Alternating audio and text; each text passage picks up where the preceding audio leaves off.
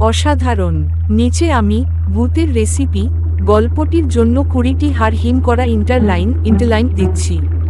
এগুলো গল্পের ভেতরে সংলাপের মাঝে বা অধ্যায় পরিবর্তনের সময় বা ভয় তৈরি করতে ব্যাকগ্রাউন্ড ভয়েস হিসেবে ব্যবহার করতে পারো। এগুলো এমনভাবে লেখা যেন গল্পে না। এই গন্ধটা কেমন যেন অচেনা, জানিস? রাতুল গন্ধটা শুকতে শুকতে বলল। মাংসের মতো, কিন্তু আবার তেমনও না। রান্নাঘর থেকে আসছে। আমি কৌতূহলী হয়ে দরজার দিকে এগিয়ে গেলাম। আমরা তখন নতুন ভাড়াটে। এই পুরনো বাড়িটার ইতিহাস কেউ ঠিকঠাক বলে না, শুধু বলে রান্নাঘরটা সাবধানে থাকবেন। কিন্তু কিসের সাবধানতা কে জানে। রান্নাঘরের একটা পুরনো কাঠের তাক ছিল, ধুলো জমা, প্রায় ভেঙে পড়ার মতো। সেখানেই আমরা পাই একটা পুরনো চামড়ার বাধাই করা নোটবুক।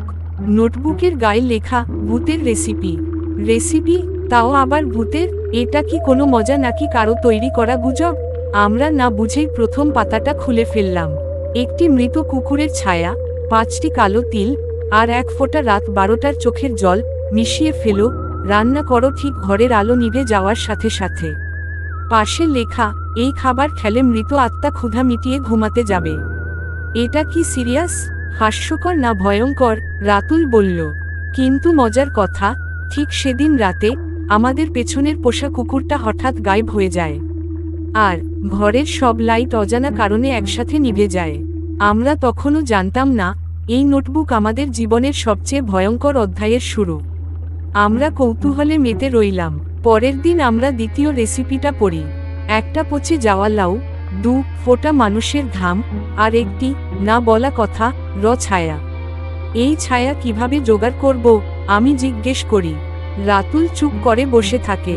হঠাৎ বলে, তোর মা তো কখনো বলেনি কে তোর আসল বাবা? সেটা একটা না বলা কথা না?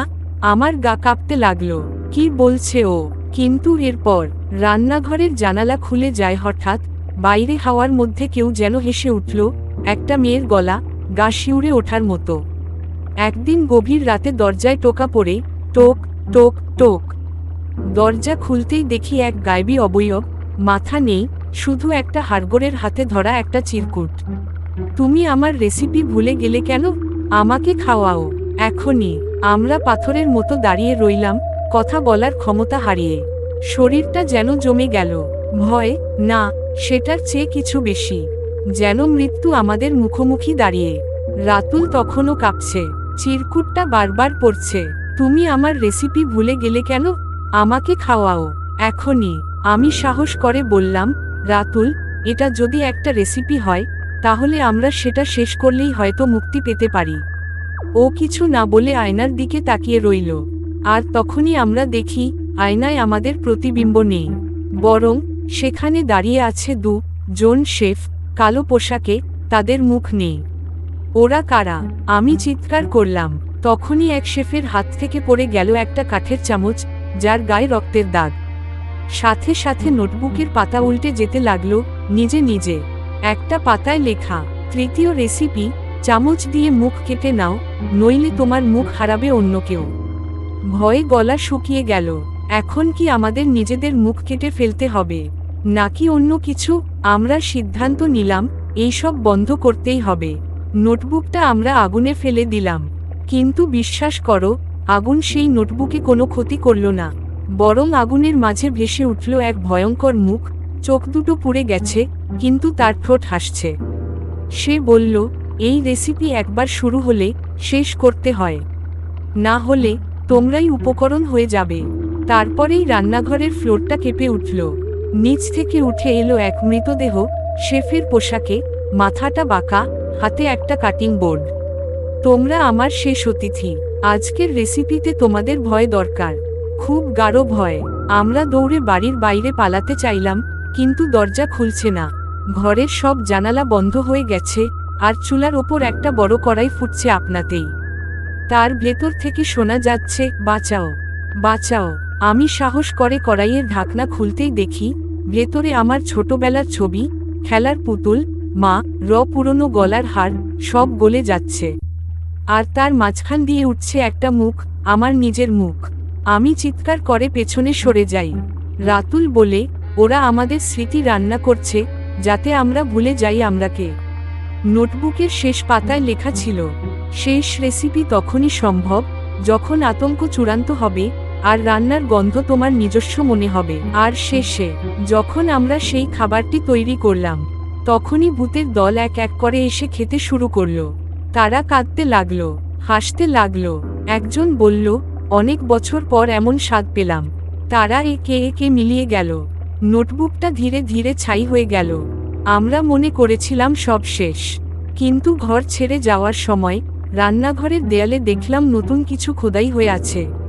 তোমরা নতুন শেফ, এবার অন্যদের আতঙ্ক রান্না করে খাওয়াও, নয়তো তোমারাই সেই রেসিপির পরবর্তী উপাদান। আমরা বুঝলাম আমরা শুধু রক্ষা পাইনি, আমরা এখন এই অশরীরী রান্নার অভিশাপের অংশ। সবকিছু কিছুটা শান্ত মনে হচ্ছিল, ভূতের দল চলে গেছে, অভিশাপও বুঝি ভাঙল। কিন্তু রাতুল আচরণে অদ্ভুত পরিবর্তন দেখা গেল। সে চুপচাপ বসে থাকে, টানা ঘন্টার পর ঘন্টা রান্নাঘরে, কারো সঙ্গে কথা বলে না। একদিন আমি ওকে জিজ্ঞেস করলাম, রাতুল, ঠিক আছিস তো? সে মাথা তোলে, আর তার চোখ, সে আমার চোখে তাকায়নি, তাকিয়েছিল আমার পেছনে। তারপর বলল, ওরা এখন আমায় শেখাচ্ছে নতুন রেসিপি, মানুষের ভয়কে কিভাবে সংরক্ষণ করতে হয়। আমার হাত পা ঠান্ডা হয়ে গেল। রাতুল আর রাতুল নেই, সে যেন এখন সেই মৃত শেফের উত্তরসূরি। ভয় আর আতঙ্কে আমি ঠিক করলাম পালিয়ে যাব। সে আমাকে ঠেলে দেয় আগুনের দিকে, আমি পড়ে যাই, শরীরের গন্ধে ভরে যায় ঘর। রাতের ঠিক 12টা, ঘড়ির কাঁটা থেমে যায়, সবকিছু কুয়াশায় ঢেকে যায়। তবে আমি মরিনি, আমি রূপান্তরিত হয়েছি। এখন আমি শেফ, নতুন রান্নাঘরে বসে অপেক্ষা করি নতুন অতিথির। নতুন রেসিপি তৈরি করছি, যার নাম ভয় 2025 ইউটিউব সংস্করণ। হয়তো তুমিও একদিন খুলে ফেলবে সেই রেসিপির বইটা, হয়তো তুমিও শুনবে আমার চিৎকার। তখন মনে থাকবে কি, ভূতের রেসিপি কখনোই শুধু গল্প নয়। রাতুল এখন শেফ, আমি এই গল্পের ভেতর বন্দি। তবে এখানেই শেষ নয়। একদিন সে দরজা খোলে, ঢোকে ভেতরে, আলতো করে তার চোখ আটকে যায় এক পুরনো ডাইনিং টেবিলে। সেখানে রাখা একটা খোলা নোটবুক, তাতে লেখা, স্বাগতম নতুন অতিথি, তুমি এখন রেসিপির অংশ। তোমার ভয়, তোমার কণ্ঠ, তোমার স্মৃতি, সব থাকবে এই রান্নায়। এবং এই ভিডিওটা কখনো বন্ধ হবে না। তখনই ক্যামেরা নিজে নিজে চালু হয়ে যায়, লাল বাতি জ্বলে ওঠে, আর এক অদৃশ্য কণ্ঠ ফিসফিস করে বলে, ভয় পেতে শুরু করো, কারণ রেসিপিটা এবার লাইভ রান্না হচ্ছে। তুমি কি শুনতে পাচ্ছ? এই গল্পটা